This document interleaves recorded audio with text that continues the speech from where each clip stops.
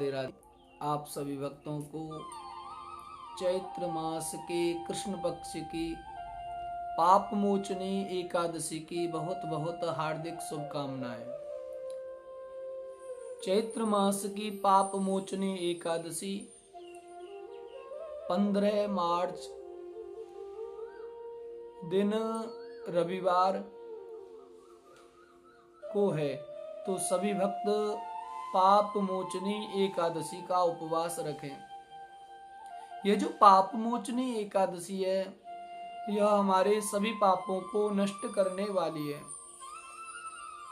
कौन कौन से पाप हैं कि क्रोधाग्नि दग्धा कुटिलास्य कामिनः सप्ताह यज्ञेन कलो पुनन्ति ते।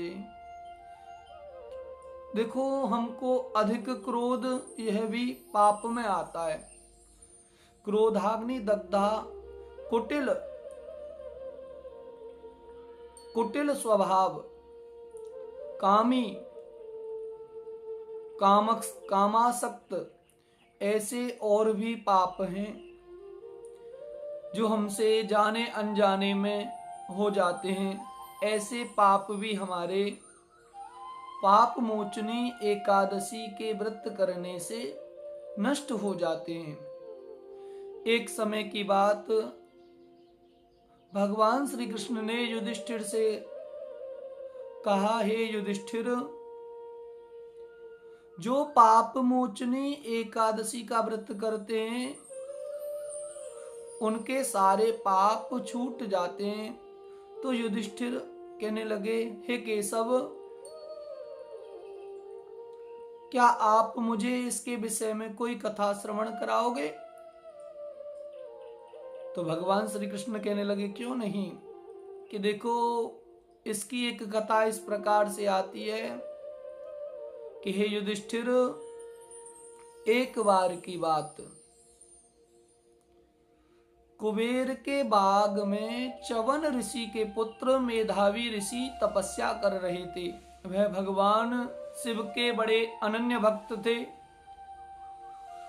तो जब तपस्या कर रहे थे तो इंद्र ने सोचा कि अगर इनकी तपस्या सफल हो गई तो मुझसे मेरा इंद्रासन, जो स्वर्ग का जो मैं राजा बना हुआ हूं, मैं राज्य गद्दी से हटाकर इनको बैठा दिया जाएगा। क्यों ना इनकी तपस्या को भंग किया जाए। तो इंद्र ने मन में विचार किया, इनकी तपस्या किस प्रकार से भंग करूं। तब उसके मन में विचार आया, क्यों ना मैं कामदेव को और मंजूषा अप्सरा को भेज देता हूं। अब इसने दोनों को अपने पास बुलाया और कहा कि जाओ, पृथ्वी पर च्यवन ऋषि के पुत्र मेधावी ऋषि तपस्या कर रहे हैं और तुम दोनों को जाकर उनकी तपस्या को भंग करना है। अब वे दोनों इंद्र की सारी बात समझ गए और आए। कामदेव ने आकर अपने काम के बाणों को चलाना शुरू किया और जो मंजूषा अप्सरा थी उसने भी सुंदर सुंदर बीड़ा पर गायन किया और सुंदर सुंदर नृत्य करने लगी। अब जब ऋषि ने देखा तो ऋषि मंजूषा के रूप पर मोहित हो गए। मंजूषा का इतना सुंदर रूप कि अब तो ऋषि तपस्या भूलकर मंजूषा के साथ विहार करने का मन में विचार करने लगे। ऋषि ने मंजूषा का आलिंगन किया। अब इस प्रकार से ऋषि की देखो, दूसरे की स्त्री के साथ आलिंगन करना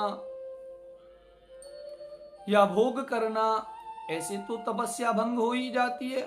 अब तो महाराज ऋषि की तपस्या भंग हो गई और ऋषि उस अप्सरा में इतना आसक्त हो गए कि अपना अब तो सब जप तप सब कुछ भूल गए और उसी अप्सरा के साथ रहने लगे।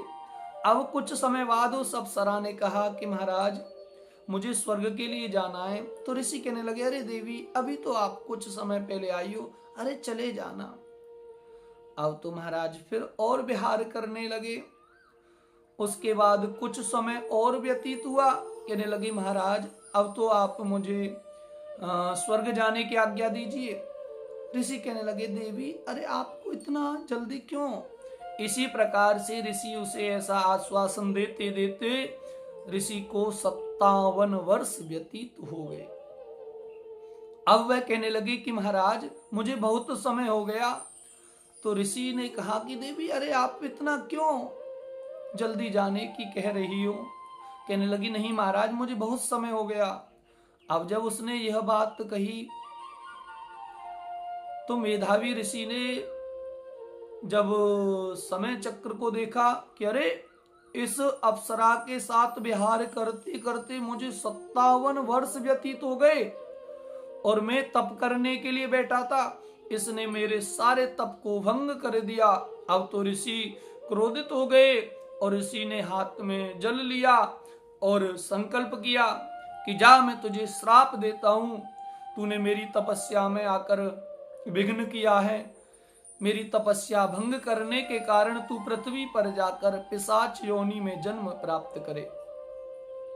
अब महाराज वह तुरंत ऋषि के श्राप के द्वारा प्रेत योनि को प्राप्त हो गई। हाथ जोड़कर कहने लगी हे ऋषिवर मुझसे बहुत बड़ा अपराध हो गया। अब आप मुझ पर कृपा करके मेरी ये प्रेत योनि से मुक्ति कैसे हो, इस प्रकार से मुझे कोई उपाय बताइए। तो ऋषि कहने लगी देख वैसे तेरा ये जो अपराध है वह क्षमा करने योग्य नहीं है, लेकिन फिर भी मैं तुझ पर आसक्त होने के कारण अपराध तो मैंने भी किया है।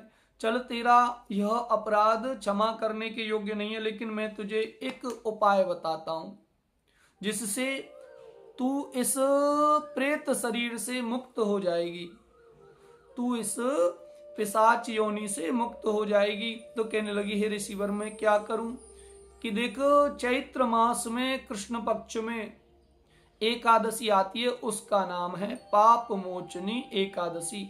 अगर तू बड़े भक्ति भाव से उस एकादशी का व्रत करेगी तो अवश्य ही तू इस पिशाच योनि से मुक्त हो जाएगी।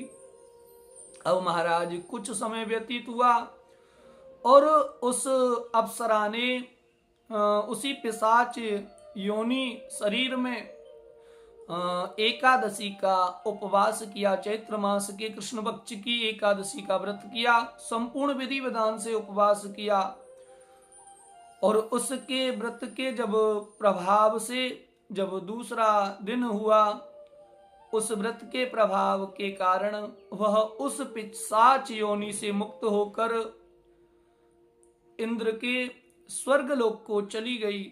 तो कहते हैं जो भी भक्त जाने अनजाने में अगर किसी से कोई पाप हो जाता है, अगर वह भी इस कृष्ण पक्ष चैत्र मास के कृष्ण पक्ष की एकादशी की पाप मोचनी एकादशी की कथा सुनता है या सुनाता है या व्रत करता है, वह भी सभी पापों से मुक्त हो जाता है। तो सभी भक्त ज्यादा से ज्यादा एकादशी का व्रत करें। अगर एकादशी का व्रत ना कर सकें तो एकादशी की कथा श्रवण करें, अपने जीवन को धन्य करें, पुण्य यश लाभ के भागीदार बने। जय श्री राधे, जय श्री कृष्ण।